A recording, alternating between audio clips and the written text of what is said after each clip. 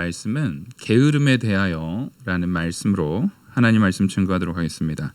우리가 잠언이 참 좋은 점이 뭐냐면 하나님의 복음의 말씀 안에서 우리가 사람이 살아가는 상황 속에 나타나는 실제적인 것을 잘 다뤄주고 있다는 겁니다. 근데 여기서 우리가 절대로 놓쳐서는 안 되는 것은 제가 누차 강조드리지만 하나님의 복음의 말씀 안에서의 해석입니다.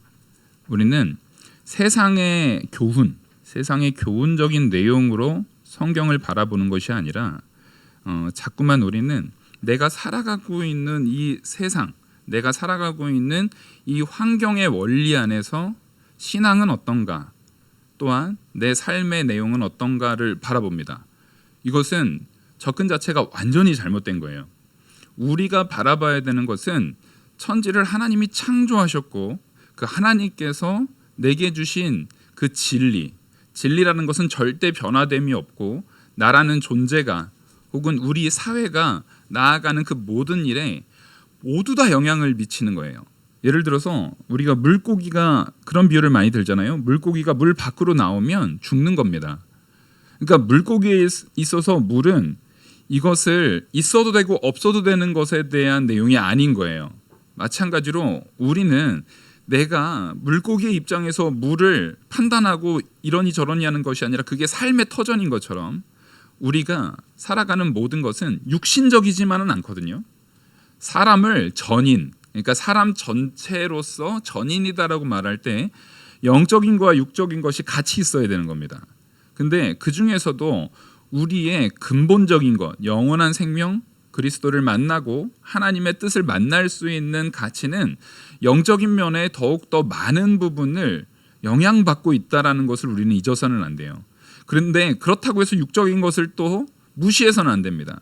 그러니까 우리의 육적인 내용, 우리의 육체의 삶의 내용, 삶의 환경의 내용은 반드시 영적인 부분, 곧 하나님께서 우리에게 제시하고자 하시는 이 말씀의 가치에서 그것을 가져와야 됩니다. 그것이 우리의 판단의 기준이 되어야 되는 것이죠. 그래서 우리가 게으름에 대하여 얘기할 때도 이 게으름에 대한 부분, 세상에 게으름이 좋지 않은 것을 모르는 사람은 없습니다. 자기가 게으른 사람도 그냥 푸념적으로 이렇게 말하죠. 내가 이렇게 살면 안 되는데. 하지만 변화되지 않는 모습. 게으름이 좋다라고 말하는 사람은 많이 없어요. 근데 요즘이 얼마나 약한 세대가 됐냐면 요즘은 게으름도 일종의 사람들한테 자랑할 수 있는 자랑의 내용이 되는 시대가 돼버렸습니다. 아주 악한 시대가 된 거예요. 나는 뭐 아무것도 안 하고 얼마든지 그냥 일하지 않고 편하게 살아도 그것이 다른 사람들로 하여금 부러워할 수 있는 위치.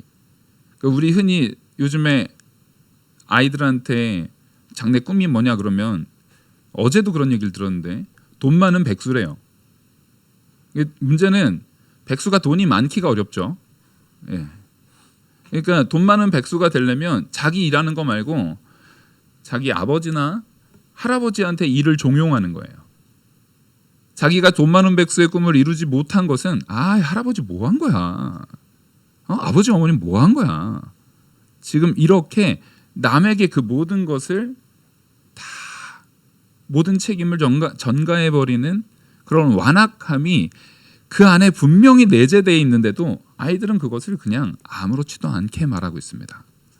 욜로라고 해가지고 무슨 지금 당장 있는 것을 다 쓰는 게 오히려 이 시대에는 굉장히 자기에게 합리적인 생각이라고 말해요. 그러니까 요즘 같은 때는 제가 어렸을 때 그 개미와 배짱이 우화 있잖아요. 그거 말하면 한심한 인간 되는 겁니다. 꼰대 소리 듣더라고요. 개미는 열심히 일했는데 배짱이는 놀고 먹고 무슨 소리예요. 요즘에 배짱이처럼 노래 잘하면 돈 더 많이 벌어요. 막 이런 소리 듣는 시대가 된 거예요. 개미가 미련한 거지 월급쟁이 한만 돈 벌어봐야 스타로 한번 딱 뜨면은. 근데 여러분 BTS는 배짱이가 아니에요. 능력 있는 개미인 겁니다. 실력 있고 능력 있는데 성실하기까지 한 음악 분야에서 열심히 일한 개미인 거지 자꾸만 그것을 그냥 겉에 표면적으로 아름다운 것만 보는 사람들은 나도 저런 배짱이 됐으면 좋겠다 착각을 하고 있는 거죠. 자, 지금까지의 이 기준, 방금 말씀드린 것은 딱 세상의 기준에서 바라볼 때에 너무나도 다 이해가 되는, 이거 방금 말한 내용은 믿지 않는 사람들에게 말을 했어도 그렇지, 요즘 애들 그렇지, 그 문제야, 어른들은 다 그렇게 생각할 수 있는 부분이에요. 혹 자기가 그런 게으름에 있다 할지라도 그 부분을 다 인정할 수 있는 부분입니다. 근데 성도는요, 게으름에 대해서 이 정도에서 멈춰서는 안 됩니다. 게으름을 방금 요 정도 선에서 멈춘다고 할 때에는 게으름에 대한 어떠한 마음가짐이 있냐면 우리 모두가 게으름에 대한 가치를 가지고 있어요. 예? 그렇죠? 우린 다 게으름이 우리 안에 분명히 있습니다. 그래서 게으름이라는 얘기를 할 때는 나는 잔소리쟁이이면서 동시에 나는 또 그 잔소리를 듣는 사람이 돼야 되는 거예요.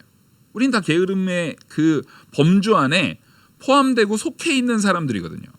근데 이 게으름을 모든 사람이 다 공유하고 다 그 범주 안에 속해 있다 보니까 드는 한 가지 마음가짐이 뭐냐면 게으름이 조금 참 사람들 앞에서 이제 부끄러운 일이고 권장할 만한 내용은 아니고 분명히 그거 게으르지 말아야 되지. 하지만 그게 그렇게 큰 나쁜 죄악은 아니잖아.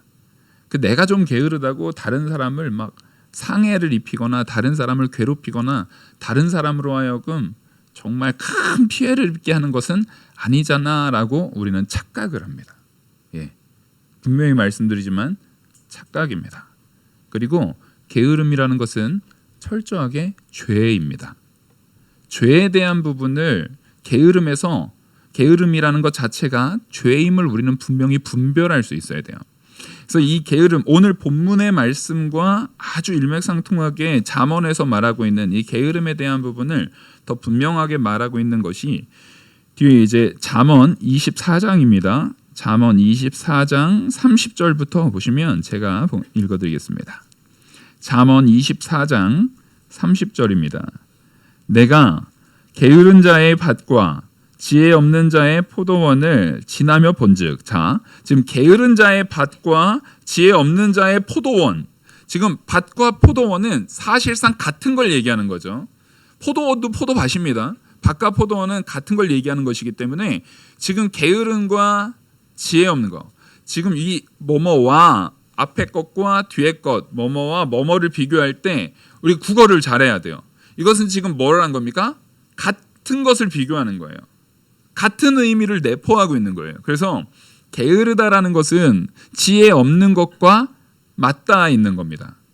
게으름은요, 지혜 없는 거예요. 근데 지금 잠언에서 말하는 지혜를 제가 항상 뭐라고 했죠? 잠언에서 말하는 지혜는 하나님의 말씀대로 내가 살고 있느냐 없느냐에 대한 것입니다.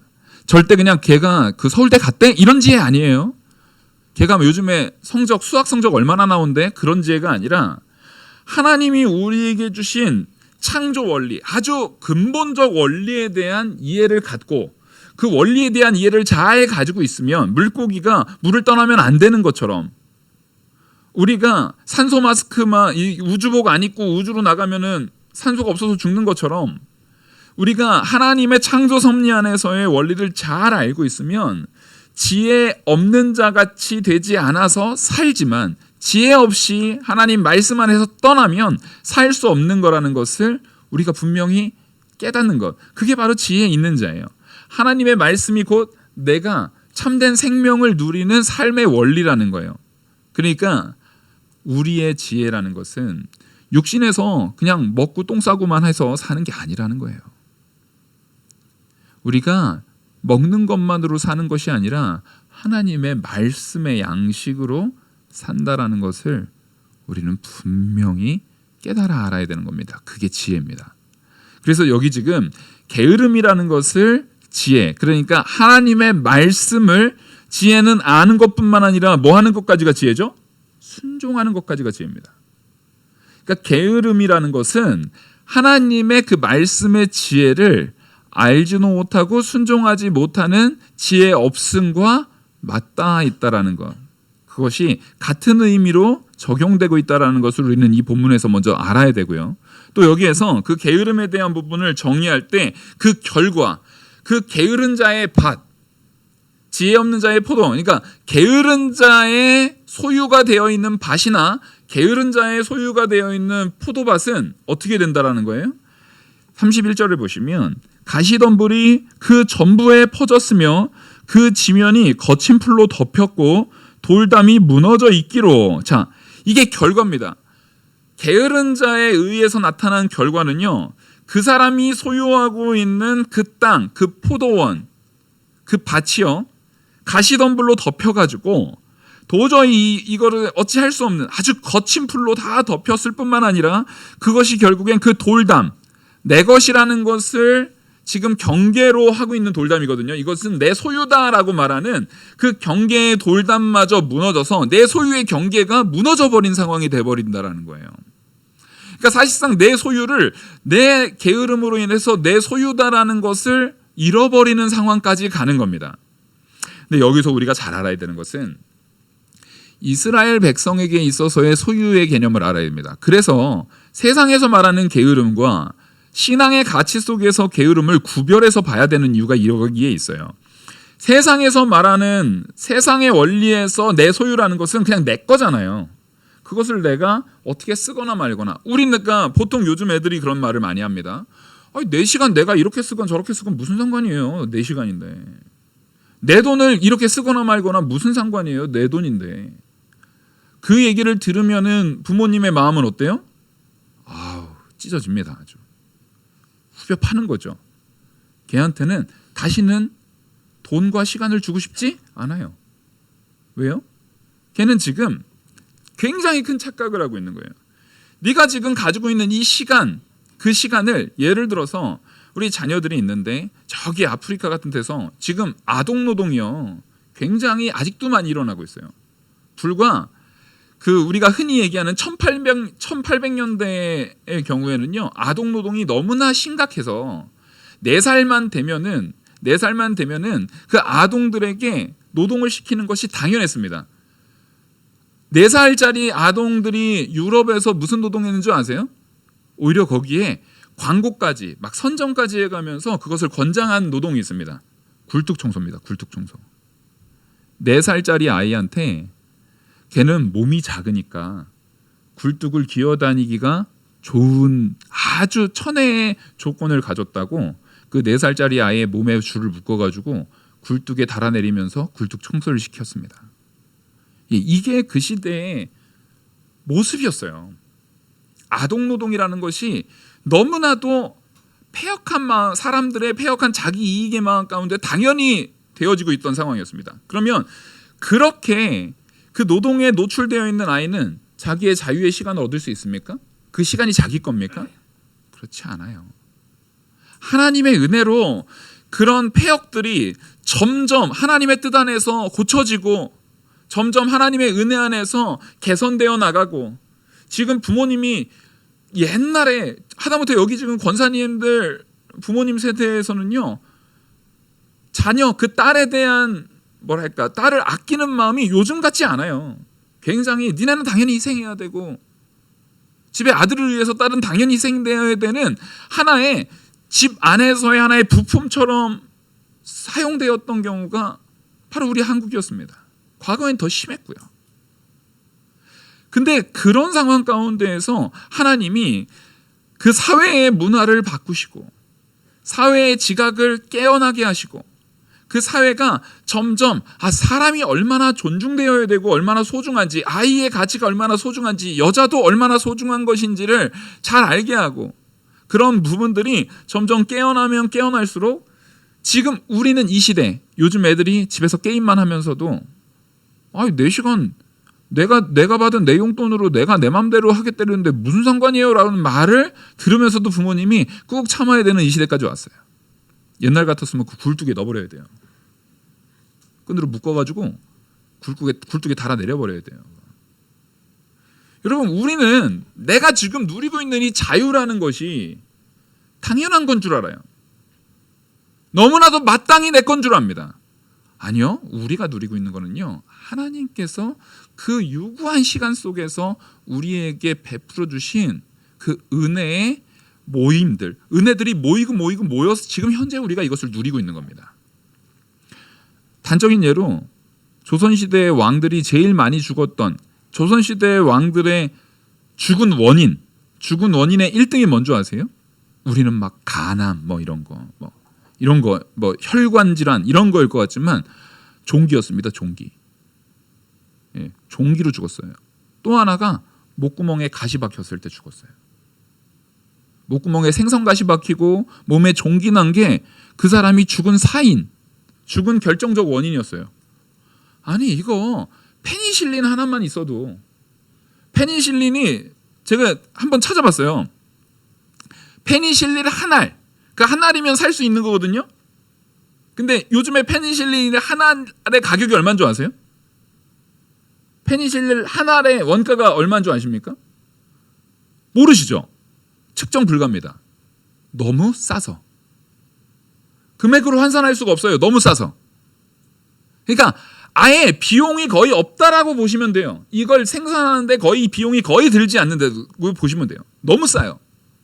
근데 그게 없어서 과거에는 죽었는데 지금은 그것을 우리가 먹고 이 하다못해 그 페니실린도 항생제 그 항생 성분이 몸에 안 좋다고 항생 성분은 작으면서도 종기나 이런 염증에 더 특화되어 있는 더 좋은 약들을 먹잖아요. 요즘에 페니실린 잘 안 먹어요. 그것도 몸에 나쁘다고.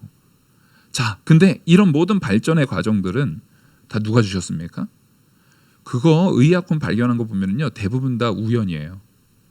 대부분 다 우연히 발견됐습니다. 그러니까 우리가 무언가를 제조해서 만들어낸 게 아니고요. 하나님이 원래 이 땅에 있게 하셨던 것을 깨달아 알아서 그래서 우연히 발견해서 그것으로 그 약을 만든 거예요. 사실상 이것은 잘 알아야 되는 게요. 아담이 범죄하지 않았으면 하나님께서 주신 이 창조 세계의 모든 지혜를 아담은 가지고 있었어요. 하나님께서 이 창조 세계를 다스릴 권세를 주셨거든요. 그러면 아담이 범죄하지 않은 인류였다고 한다면 당연히 물론 그 염증 자체가 종기 자체가 우리를 괴롭게 할 수도 없었겠지만 그런 일이 있다 할지라도 그런 물질들 우리의 병들을 혹여라도 그런 것을 할 수 있는 그 물질들에 대한 이해를 당연히 가지고 있었을 거예요. 근데 우리가 범죄로 인해서 지혜가 사라졌습니다. 근데 그 지혜가 사라질 때 같이 사라진 게 뭐냐면 게으름이 악한 죄악이라는 지혜도 사라진 거예요. 그것이 굉장히 막연하게 이거 안 좋은데 막연하게 이거 나쁜데 이거는 정말 나한테 좋은 건 아닌데 사람들 다 그러니까 안 그런 사람 어디 있어? 안 게으른 사람은 어디 있어? 다 그러니까 자기한테 관대한 거예요. 근데 희한하죠. 나한테는 게으름에 대해서 관대하면서 누구 게으른 거 못 봐요? 남 게으른 건 또 못 봐요. 이게 죄의 본성입니다. 남이 게으른 건 못 봐요. 내가 학창 시절에는 공부 제대로 잘 안 했는데 내 아들이 공부 안 하는 건 또 못 보겠어요. 그렇잖아요. 우리는 다. 그거 꼴도 보기 싫거든요. 그거. 그러니까 우리는 언제나 이 게으름에 대한 부분이 자기 자신에게 관대하고 남에게는 아주 가혹하게끔 우리 마음에 그 죄의 본성으로 인해서 설정돼 버렸습니다. 근데 여러분 이 게으름에 대한 것은요 자기 자신에게 굉장히 날카롭게 이것을 대입을 하셔야 돼요. 게으름은 굉장히 큰 죄입니다. 아주 큰 죄예요. 먼저는 나를 망가뜨리고 내 주변을 망가뜨리는 큰 죄악입니다. 그래서 아까 말씀드렸던 잠언 24장에 이 31절에서 말한 것처럼 그 결과로 가시덤불 이것은 창조 섭리잖아요. 여러분 가시덤불이 땅에 이렇게 막 생긴 게 원래 창조 때부터 자연스러운 거였어요? 아니면 죄로 인한 부자연스러운 겁니까? 죄로 인한 거죠. 우리 딱 기억하잖아요. 하나님께서 아담에게 무슨 형벌을 내리십니까? 네가 이제 그전에는 아담은요 이 가시덤불을 밭을 메고 이런 거 안 했습니다. 하나님께서 이 과실들이 쫙 열리게 했어요. 그 동산에 있는 모든 중앙에 있는 선악을 알게 하는 나무의 실과 말고는요 다 먹을 수 있었어요. 그 먹음으로써 충분히 삶을 영위하는데 부족함이 하나도 없었어요. 근데 범죄한 아담에게 하나님께서 네가 이제는 노동하지 않으면 그 가시덤불이 계속 엉겅퀴와 가시덤불이 나는데 그것을 매서 그 노동의 결실이 있지 않으면 네가 머리에서 땀을 흘리지 않으면 먹고 살지 못하게 한다라는 일종의 저주를 내린 겁니다. 근데 여러분 여기에서 우리가 오해하는 게 뭐냐면 노동이 저주인 줄 알아요. 아닙니다. 노동은 저주가 아니고 노동은 아주 신성하게 하나님께서 우리에게 주신 창조 섭리에서 나타나는 사역입니다. 왜냐하면 아담이 이 밭을 매는 것은 노동이 아니고 동물들 쫙 줄 세워놓고 이름 세워주는 것은 노동이에요? 아니 그건 노동이 아니고 밭 매는 것만 노동이에요? 아니죠. 오히려 요즘에는 이게 이해가 잘 돼요. 뭐냐면 요즘에는 밭에서 밭 매는 게 고부가 가치 산업입니까? 지적인 이해를 가지고 쫙 세워놓고 이름을 다 지어주는 그런 말 그대로 정말 동물의 이름을 이렇게 딱 규정한다는 게 굉장히 어려운 작업이거든요. 어느 게 부가가치가 높아요? 네, 이름 지어주는 게 훨씬 높은 부가가치예요.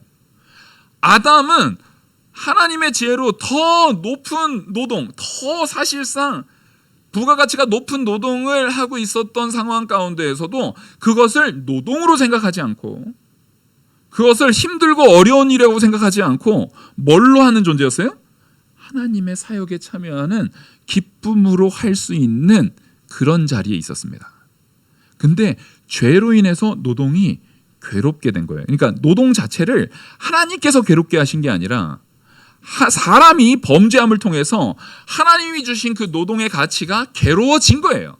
죄의 결과인 것을 적어도 성도는 분명히 알아야 됩니다. 자, 게으름이라는 것은 근본적으로 내가 마땅히 해야 할 모든 일들, 내가 마땅히 몸을 써서 해야 할 모든 노동이라는 것은요, 하다못해 내가 아침에 일어나서 세수하고 이거 저를 위해서 하는 거잖아요. 자기 자신을 위해서 하는 거잖아요. 밥 먹는 것도 자기 자신을 위해서 하는 거잖아요. 노동의 범주는요, 사실은 내 육신을 살리게 하는 그 모든 것까지 다 포함입니다. 다 포함이에요. 그러니까 노동이라는 것은 나 자신을 살게 하기 위한 하나님께 주신 굉장히 중요한, 굉장히 거룩한 일이에요. 근데 그것을 하기 싫어하는 마음, 그게 죄죠. 하나님께서 마땅히 나에게 하도록 주신 그 일을 하기 싫어하는 마음, 그게 죄예요. 그 죄의 부분이 아주 사소한 것 같지만, 아주 작은 것 같지만 우리 안에 점점 싹 터지는 것에, 그 죄, 내가 노동을 하기 싫어하는 것의 시작점, 거기가 게으름에서부터 있다라는 거예요. 여러분, 이 게으름이라는 것은 그래서 그 게으름의 마지막의 결과는요, 하나님의 창조 섭리를 정면으로 부인하는 것으로 갑니다. 그래서 우리는 게으름을, 야, 너 게으르게 살면 안 돼. 너 게으르면 나중에 고생해 임마. 요 정도로 게으름을 애들이 아유 잠시 잠깐 할 수 있는 거라고 생각하지만, 여러분 게으름은 큰 질병입니다. 생각해 보십시오. 내 자녀가요 마약을 하고 있어요. 그러면 여러분 아주 침착하게, 야, 너 그 마약하면 안 돼. 너 그 마약하면 나중에 너 인마 큰일 나 임마. 이제 끊어 마약. 하면 안 돼 임마. 이렇게 말씀하시겠어요? 요 정도로 됩니까? 죽기 직전까지 쥐어 패서라도 못하게 해야 될 거 아닙니까? 얘가 그것 때문에 완전히 망가지는 것을 보면서도 침착하게, 너 마약하면 아유 진짜 잘하는 짓이다 너. 야, 나 마약하면 너 나중에 막 고생해 막 큰일 나. 이렇게 침착하게 말할 부모가 어디 있어요? 근데 우리는 게으름에 대해서 생각보다 침착합니다. 아유 저거 언제 철들어. 마약하고 있는데 아유 쟤 또 마약하네. 야 적당히 해 너. 너 나중에 임마 어떻게 하려고 그래. 아유 오늘은 한 번만 해라. 이러시겠어요? 큰일 나는 거예요. 근데 우리 게으름에 대해서는 아유 저거 철 없어가지고 저거 아유 언젠가 철 들겠지, 이렇게 너무 쉽게 넘어갑니다. 여러분 게으름은 결국에는 그 엉겅퀴로 모든 밭 이것을 다 파괴시켜 버려요. 그래서 잘 기억해야 되는 게 이 파괴가 된다는 것은 또 한 번 기독교적인 가치가 우리 안에서 여기서 기준으로 작용을 해야 됩니다.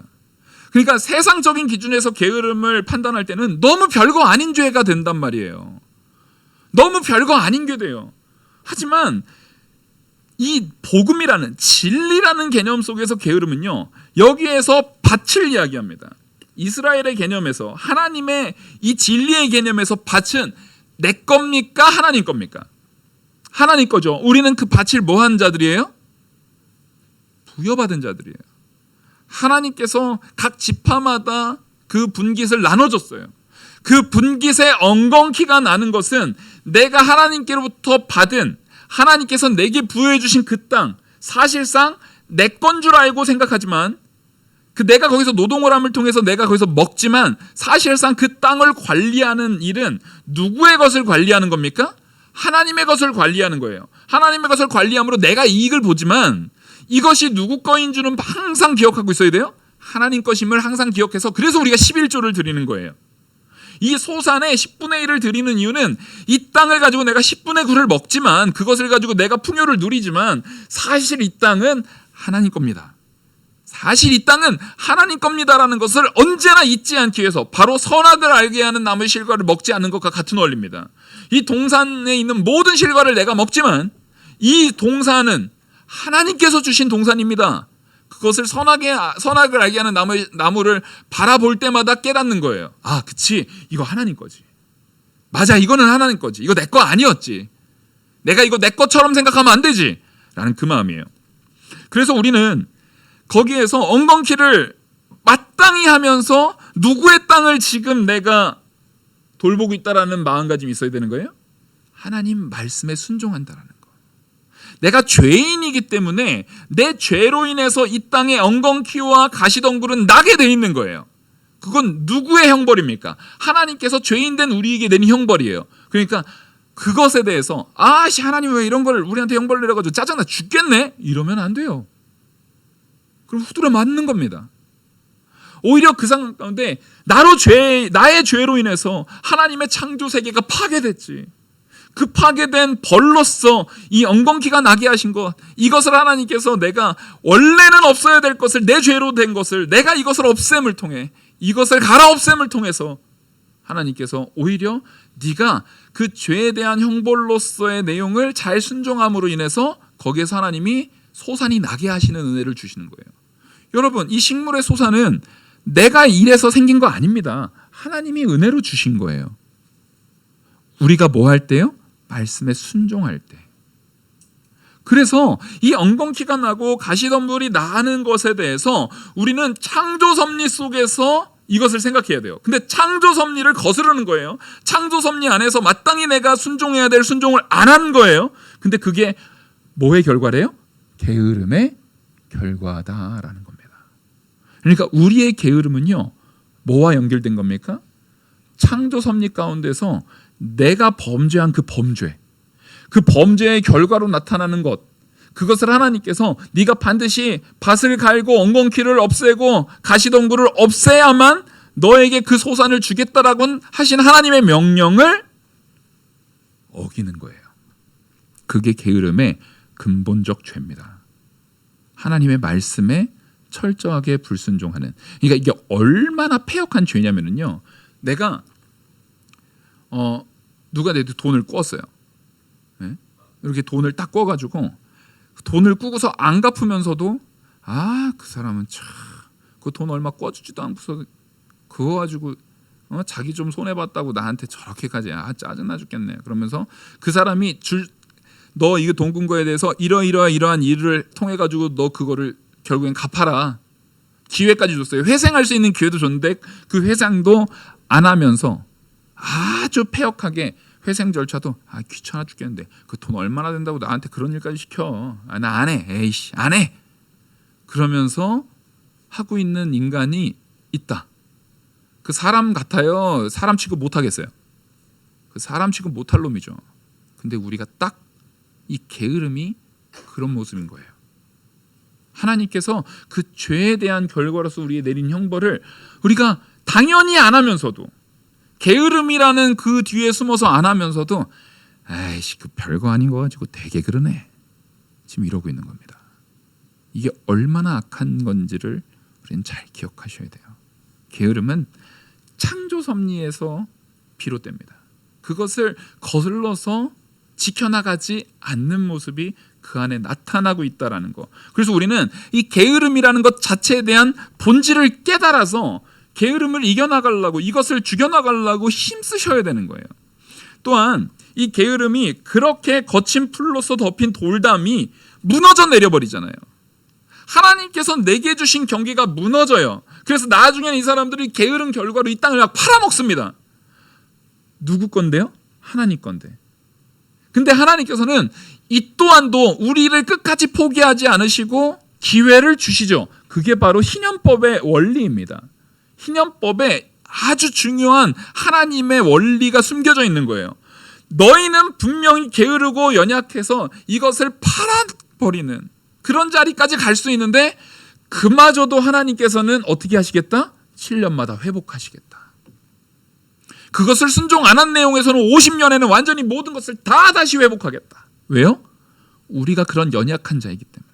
하나님께서는 우리의 그 연약성까지도 미리 고려하셔서 이 모든 법칙들을 주셨는데도 불구하고 우리는 그 게으름을 깨트려 버리지 않고 오히려 인류의 발전사와 함께 사람의 게으름의 발전은 같이 갔어요. 같이 갔어요. 제가 어렸을 때 TV 리모컨이 딱 나왔을 때 저희 친구 어머니가 했던 아주 기가 막힌 이야기를 잊을 수가 없어요.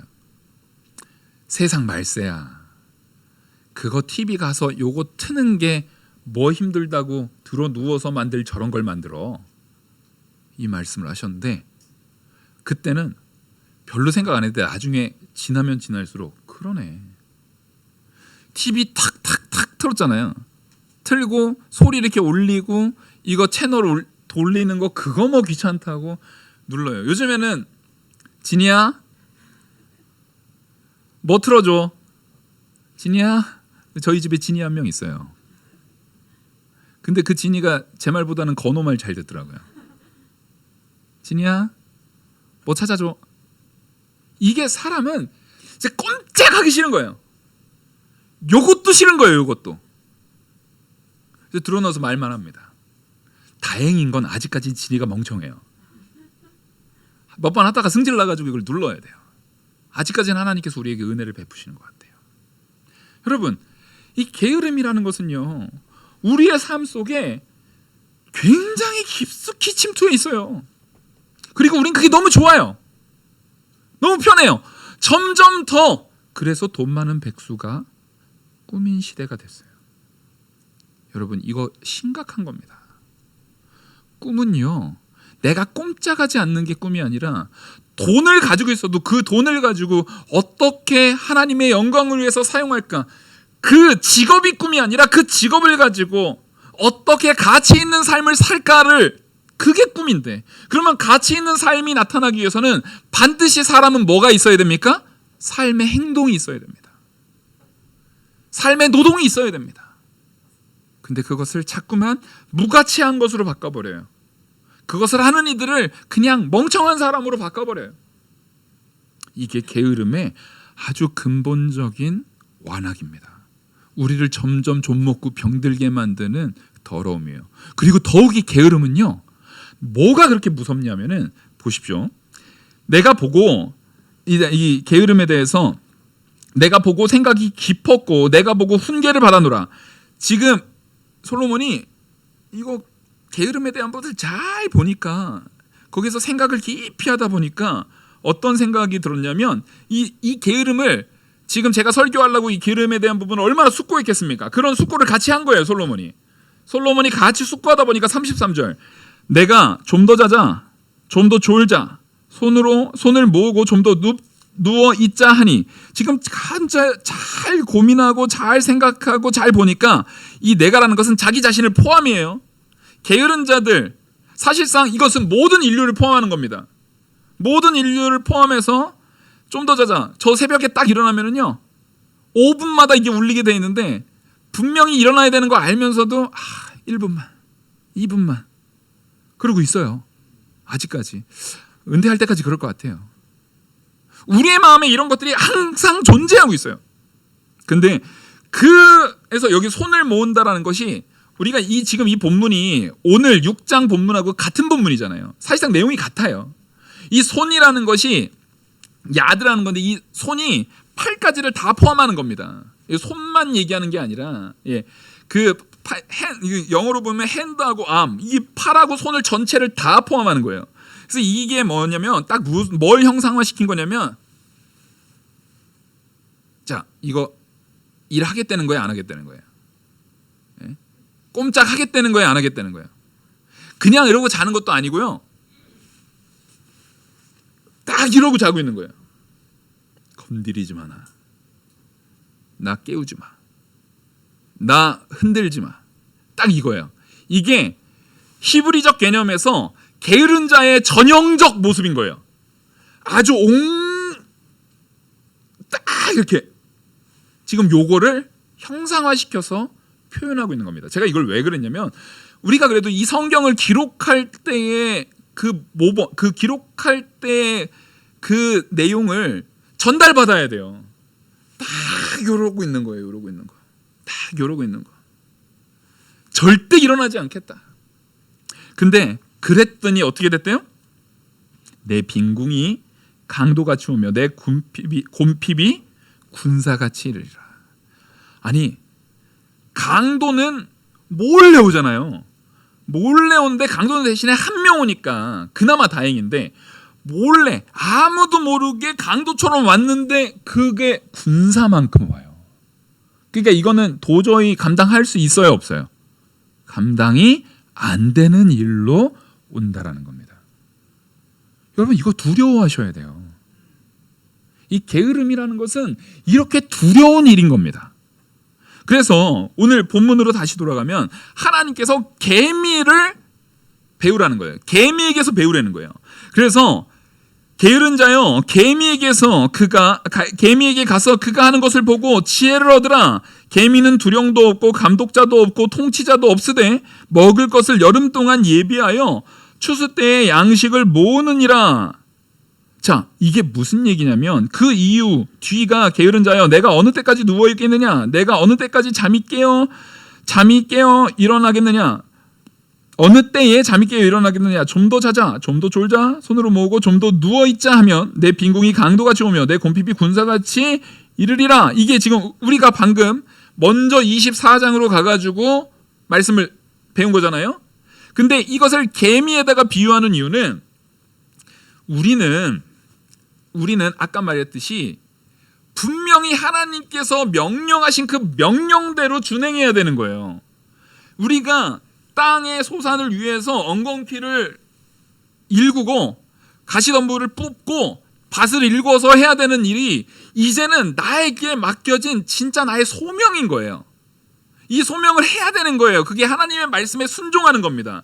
그래서 우리는 영원한 사망, 불순종으로 인해서 나에게 짊어져 있던 영원한 사망의 형벌의 그 멍에, 영원한 죄의 멍에를 이제 누구한테 맡겨요? 우리는? 그리스도에게 맡기는 겁니다. 나의 멍에는 그리스도에게 맡기고 우리는 누구 멍에를 매래요? 내 멍에는 가볍고 쉬우니 그리스도의 멍에를 매래요. 그게 바로 순종의 멍에인 거예요. 우리가 죄로 인해서 타락된 그 모든 멍에는 이제는 죄에 대한 모든 것들은 그리스도에게 다 온전히 맡기고 예수 그리스도께서 십자가에 못 박혀 주심으로 그 모든 것을 완전히 해결하셨고 우리는 예수 그리스도의 멍에를 매는 거예요. 바로 예수 그리스도의 멍에는 하나님 말씀에 온전하게 순종한 멍에입니다. 하나님이 명령하신 그대로 순종한 그 순종의 멍에를 매라는 거예요. 그래서 땅에서 엉겅퀴가 나는 것을 죄로 인해서 받은 형벌인 줄 알고 그것을 부지런히 읽어서 그것을 이제는 하나님께서 나한테 맡기신 그 멍에, 가벼운 멍에, 예수 그리스도의 말씀에 순종하는 그 멍에를 매라는 겁니다. 바로 그것을 개미에다가 빗대어서 비유를 한 거예요. 개미 보십시오. 개미가 자기가 지각을 가지고 통치에 의해서 움직입니까? 아니요. 개미는 본능적으로 움직입니다. 저희 교수님이, 제가 이제 역사시 나갈 때 그 저희 교수님이 자녀들이랑 개미를 키우셨나 봐요. 그래서 그 신학적인 이해를 설명해 주실 때 개미 이야기를 가지고 설명해 주시는데 신기하더라고요. 개미를 저기 아마존 같은 데서 사요. 사면 이게 비행기로 옵니다. 비행기로 오는데 여왕 개미 없고 일개미들만 왔나 봐요. 그래서 그 개미들이 딱 가면은 정말 종일 일한답니다. 하루도 안 쉬고요. 밤에 잠 안 자요. 개미들이 자는 줄 아시잖아요. 안 자요. 계속 일합니다. 그리고 6개월 있다가 일제히 죽습니다. 저도 그때 처음 알았어요. 개미는요, 한 번도 안 쉬어요. 한 번도 안 쉬고 계속, 사실상 근데 여왕개미가 없기 때문에 여기 있는 거 갖다 놨다가 또 갖다 놨다가 이 집만 하는 거예요. 계속 왔다 갔다 이렇게 하다가 6개월인가 뭐 몇 개월이라고 했는데 6개월이었던 것 같아요. 일제히 동시에 같이 죽습니다. 그래서 이 교수님이 우리가 뭘 잘못했나 해가지고 다시 시켜봤대요. 근데 똑같습니다. 자, 이것은 하나님이 창조 섭리 가운데 줬잖아요. 이 세상 모든 만물은요, 하나님께서 창조하신 대로 거기에 그대로 순종되어서 하나님께 영광을 돌립니다. 단지 사람의 완악함을 통해서 그것이 어떻게 사용되는 거예요? 사람의 죄로 인해서 그것이 악하게 쓰임받고 있는 거예요. 그래서 예수 그리스도께서 이 땅에 재림하실 때에는요, 사람의 죄만 회복하는 것이 아니라 이 세상 모든 창조, 모든 만물을 회복하시는 겁니다. 나무가 이 말씀의 강대상으로 우리 성도들이 말씀 듣는 이 의자로 쓰임받는 것은 아주 귀하게, 이 나무들도요 찬양하고 있을 거예요. 하나님의 영광 가운데 쓰인 것에 대해 감사합니다 하고 있을 거예요. 근데 이 나무들은 그 죄악된 자리, 저기 술집의 의자로도 쓰일 수 있는 거 아닙니까? 그런 거예요. 그렇게 우리는 그런 죄악된 자리에 쓰이지 말아야 되는 건데, 이 개미를 보면서, 개미를 봐라, 지들이 지각하지도 않고 두령도 없고 지시하는 것에 대한 것이 있지 않아도 하나님이 정해놓은 대로 그대로 순종하면서 자기의 삶을 온전히 하나님 앞에 드리는데, 너희는 지금 죄로 인해서 이 모든 창조 만물을 완전히 파괴한 너희에게 내가 기회도 주고 그리스도도 주고 믿음도 주고 은혜도 주고 그 모든 것을 줬음에도 불구하고 순종하지 않으므로 지금 게으름의 죄악, 그 죄악까지 드러내고 있지 않느냐, 그것을 지적하는 겁니다. 여러분, 오늘 본문도 짧고 게으름 이거 우리가 잘 아는 거라서 별거 아닌 줄 우리가 생각할 수 있겠지만, 이 게으름에 대한 부분은요, 지금 신학적으로 이렇게 창조 섭리부터 우리의 모든 생활의 부분까지 깊이 연관되어 있습니다. 이 게으름에 대한 가치를 오늘 들은 대로 잘 분별해서, 내가 이제는 정말 개미들도, 하다못해 미물인 개미들도 그러는데 하나님께 은혜를 받고 하나님의 백성으로 택함 받을 뿐만 아니라 자녀로서 영원한 천국에 상급받이 받을 내가, 그런 내가 그 말씀 앞에 순종함을 통해서 예수 그리스도의 멍에를 메고 내 죄에 대한 값을 온전히 예수님께서 치르신 그것에 대해서 내가 예수 그리스도의 멍에로 열심히 순종하지 않는 모습으로 살아간다면 이게 얼마나 하나님 앞에 패역한 자인가를 마음으로 새기면서요, 우리 철저하게 게으르지 않으려고 힘써야 됩니다. 그리고 이 게으름이 왜 더 두렵냐면요, 이제 예를 들어서 이런 거예요. 제가 이제 어렸을 때는 이제 많이 혼났는데 목회자가 되고 나니까 사람들이 저의 이 내면의 본질을 모르고 자꾸만 칭찬하시는 게, 목사님은 참 부지런하시고, 목사님은 얼마나 힘드세요, 잠도 얼마나 못, 다 사실인 것 같지만 아까 처음에 말씀드렸듯이 제 내면에는 게으름이 있어요. 자, 하나님 앞에 육신으로 가능한 것뿐만 아니라 마음에 뭐를 품는 것까지 죄예요? 음욕을 품는 것까지 죄입니다. 여러분, 우리는 이 죄에 대한 부분을요, 아주 날카롭게 적용해야 된다고요. 제발 다른 사람에게는 관대하게 적용하시되 자기 자신에게는요, 굉장히 날카롭게 적용하셔야 돼요. 그래서 그런 칭찬을 받을 때 기분은 좋지만 두렵기도 합니다. 사실 나 하나님 앞에서 게으른데. 그래서 그 순간 때마다 반드시 뭐라도 더, 그래서 이게 하나님께서 주시는 은혜인 것 같아요. 그런 얘기 들으면 갑자기 가서 그날은 몇 시간이라도 책을 더 보거나 다른 일을 더 합니다. 그것을 하나님 앞에 순종함으로 덮지 않으면요, 그게 쌓이잖아요. 그러면 그래, 나 지금까지 내가 이만하면 잘했지. 내가 왕년에 내가 옛날부터 얼마나 했는데 이제는 칭찬받는 이 정도 되니까 이제는 좀 요만큼만 해도 돼. 좀 덜 해도 돼. 여러분, 그거에 속으시면 안 돼요. 언제나 나 자신은요, 나 자신에게 관대합니다. 나는 내가 요만큼 한 게 잘한 것 같지만 사실은 제3자의 눈에서 딱 보면 우리가 그래요. 군대에서 보면 이등병이 최선을 다했어요. 이등병이 훌륭하게 했어요. 근데 그 이등병이 훌륭하게 한 것을 상병이 보면은 어때요? 아이씨, 쟤 저렇게밖에 못해? 병장이 보면은요, 더 그래요. 그 병장이 야, 내 짬밥이 안 돼서 내가 잘한다 하는데 그것을 부대장 정도 간부들이 보면은요, 거기서 또 한심함이 나타나요. 거기에서 또 머리 이렇게 막 굴려가지고 어떻게든 좀 이렇게 좀 덜 힘들게 해볼까, 좀 이렇게 우리가 흔히 거기에서 좀 이렇게 편안하게 해볼까, 좀 더 쉽게 요령 피워가면서 할까, 그게 다 보여요. 그게 다 보이지 않습니까? 자녀들이 요령 피우는 거 보이잖아요. 참 우리는 그런 한심한 모습의 자리에 서면 안 돼요. 마음가짐이 교회 일을 하면 이 교회가 하나님께 영광 돌리는 교회, 하나님의 것임을 알고 정말 뭐 하나라도 정말 더 디테일하게 혹시 내가 생각하지 못한 부분이 뭐가 없을까라고 더 가는 거죠. 제가 이번 청소할 때 저는 의자 뒤집어가지고 닦을 생각 못했거든요. 근데 이번에 의자 싹 뒤집어서 닦았어요. 확실히 냄새가 덜 나요. 이런 겁니다. 일은 힘들죠. 의자 뒤집어서 그거 다 걸레로 그냥 물티슈를 이렇게 대충 안 하고 걸레 다 빨아다가 이렇게 하면 당연히 힘들죠. 근데 하고 나니까 확실히 냄새가 덜 나요. 이 벽면, 이 패브릭 이거를 다 일일이 이거 다 껴가지고 막 이렇게 닦으세요. 막 이렇게 막 닦고 막 했어요. 멀쩡해 보이는데 닦으니까 뭐가 이렇게 검게 묻어 나오더라고요. 그 집사님들이 이렇게 다 닦았어요. 그러니까 확실히 냄새가 덜 나요. 이런 일들은 우리는 생각 안 하면 눈에 보이는 데만 바닥만 쓱 훔치면은 겉으로 보기에는 깨끗해 보일 수 있죠. 눈에 보이는 데만 딱 하면 이거 뒤에 구석탱이 보면은 파 먼지가 있는 거예요. 근데 그거를 다 하려면 힘들어요. 근데 내가 힘든 만큼, 내가 게으름에서 떠나서 좀 더 부지런한 만큼 분명히 그에 대한 결과를, 그에 대한 누리는 은혜를 하나님께서는 채워주신다고 우리에게 약속하시는 거예요. 그래서 우리 게으름에 대하여라고 했습니다. 게으르지 마십시오 이런 것이 아니라 나의 게으름에 대한 부분을 분명히 분별하시고 게으름이 얼마나 완악한 죄인지를 밝히 내 마음에 새겨서 어떻게 하면 나의 이 게으름을 점점 더 죽여나갈까, 어떻게 하면 내가 그리스도를 닮아 나갈까.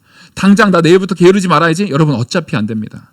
게으름은 내가 생각하는 것보다 훨씬 무서운 대적입니다. 왜요? 그 근본이 나이기 때문에 그래요. 세상에 제일 무서운 대적은 마귀가 아니에요. 나 자신입니다. 나의 가장 큰 대적은 언제나 내 육체의 부패성, 내 자신이에요. 그래서 게으름을 이기기 위해서는 내 자신에 있는 이 모든 것을 밝히 깨닫고 밝히 알아서 분별하고 죽여나가는 그 노력, 그것을 우리가 하나님의 은혜를 따라서 성령의 도우심을 받아서 잘 준행해 나가는 저와 우리 성도님 되기를 간절히 소망합니다. 기도하시겠습니다. 은혜와 사랑이 많으신 하나님 아버지, 오늘 이 게으름에 대해서 창세기부터 하나님께서 우리에게 보여주신 창조 섭리와 우리의 삶의 원리, 우리의 구속의 원리를 가지고 우리가 게으름에 대해서 잘 알아보았습니다. 그것이 바로 내 안에 죄악된 육체의 부패성의 본질이고 우리가 이기기에 너무 어려운 존재임을, 그런 죄악임을, 그런 패역한 죄임을 깨달아 알았습니다. 이것을 우리가 잘 이겨내게 하시고 이것을 통해서 더 이상은 내가 내 육체의 부패성에 휘둘리지 않고 그리스도의 짐, 그리스도의 가벼운 멍에, 바로 하나님 말씀 앞에 순종의 멍에를 매서 점점 내 안에 있는 게으름을 죽여나가는 우리들 되게 하여 주시옵소서. 이 모든 말씀 살아계시는 우리 주 예수 그리스도의 이름으로 기도 올리옵나이다. 아멘.